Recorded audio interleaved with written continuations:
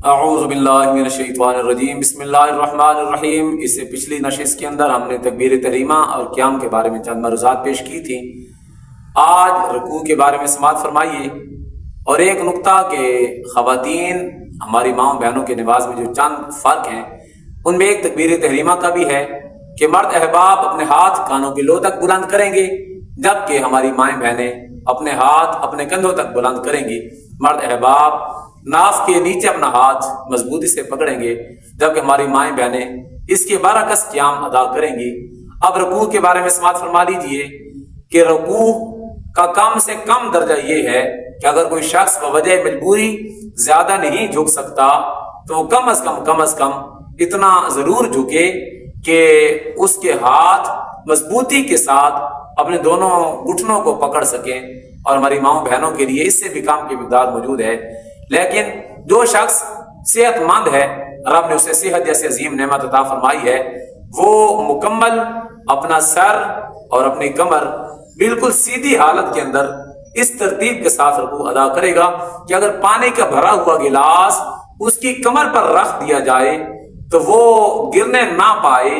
اس حال کے اندر جو ہمارے احباب صحت مند ہیں وہ رکوع ادا کریں گے، اور پھر رکوع سے اٹھنے کے بعد جن کلمات کے ساتھ ہم رکوع مکمل کرتے ہیں وہ ہے سمیع اللہ لمن حمیدہ، اور سجدے سے جانے سے قبل اور رکوع سے اٹھنے کے بعد اتنی دیر آرام کرنا، مطلب کہ قیام مکمل کرنا کہ سبحان اللہ کہنے کی مقدار انسان کھڑا ہو جائے۔ یہ اکثر غلطی ہے کہ ہمارے احباب رکوع سے اٹھتے ہیں، مکمل کھڑا نہیں ہوتے اور سجدے کی حالت میں چلے جاتے ہیں۔ یہ ایسی غلطی ہے کہ جس سے ایک واجب رہ جاتا ہے رکوع سے اٹھنے کے بعد اور دوسرا سجدہ کرنے سے پہلے، یہ واجب ہے۔ اسی طرح دو سجدوں کے درمیان جو قاعدہ کیا جاتا ہے، بیٹھا جاتا ہے، یہ بھی واجب ہے۔ ہمارے کچھ احباب اس میں بھی جلدی کا مظاہرہ کرتے ہوئے نظر آتے ہیں کہ ایک سجدہ ادا کیا، ابھی مکمل اٹھ کر نہیں بیٹھے، پھر فوراً دوسرے سجدے میں چلے گئے۔ احباب اس کے ایک نقصان تو یہ ہوگا کہ واجب رہ گیا۔ احباب واجب رہنے کا شرعی حکم یہ ہے کہ اگر نماز میں 7 فرائض ہیں، کسی فرض میں تاخیر ہو جائے تو آپ کو سجدہ سہو ادا کرنا ہوگا۔ بالفرض آپ نے تیسری رکعت کے لیے کھڑا ہونا تھا اور آپ تحیات میں بیٹھے رہے، آپ نے پڑھا اللہم صلی علی محمد، اب آپ کو یاد آیا کہ میں نے تیسری رکعت ادا کرنی تھی۔ اب یہ فرض میں تاخیر ہوئی، کیوں کہ تیسری رکعت کا قیام آپ پر فرض تھا، اب اس وجہ سے سجدہ سہو ہوگا۔ میں نے صرف ایک مثال بیان کی ہے۔ اب واجب رہ جائے، کم و بیش نماز کے 93 واجبات ہیں، 93 واجبات ہیں، ان میں سے کوئی بھی واجب رہ جائے آپ کو سجدہ سہو ادا کرنا ہوگا۔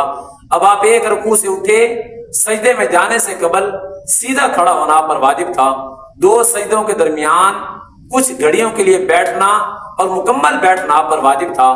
آپ نے اپنی جلدی کی وجہ سے نماز میں سستی کا مظاہرہ کرتے ہوئے جلدی اختیار کی ہے، جس سے واجب رہ گیا۔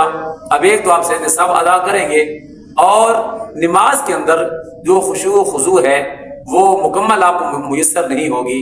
احباب 2 سجدوں کے درمیان قاعدہ یہ بھی مکمل کیجئے، اور پھر سجدے کی حالت کے اندر جو ہمارے مرد احباب نماز ادا کرتے ہیں اس میں اپنے دونوں ہاتھ دونوں کانوں کے لو کے برابر رکھیں گے اور 3، 5 یا 7 مرتبہ تسبیحات ادا کریں گے۔ اور ہماری ماؤں بہنوں کے لیے جو حکم ہے کہ وہ بالکل سمٹ کر سجدہ ادا کریں گی، جبکہ ہمارے مرد احباب مکمل اپنے دونوں ہاتھ اپنے سینے سے اپنے پیٹ کو اپنے دونوں رانوں سے جدا رکھیں گے۔ مکمل فاصلہ ہونے کے بعد آپ سجدے کی تسبیحات ادا کریں گے۔ اس ترتیب کے ساتھ آپ کا سجدہ مکمل ہوگا۔ اگر کوئی بھی سوال نماز کے متعلق ہو آپ کومنٹ کر کے پوچھ سکتے ہیں، انشاءاللہ العزیز اگلی ویڈیو کے اندر اسی چیز پر آپ کو تمام معلومات فراہم کی جائیں گی۔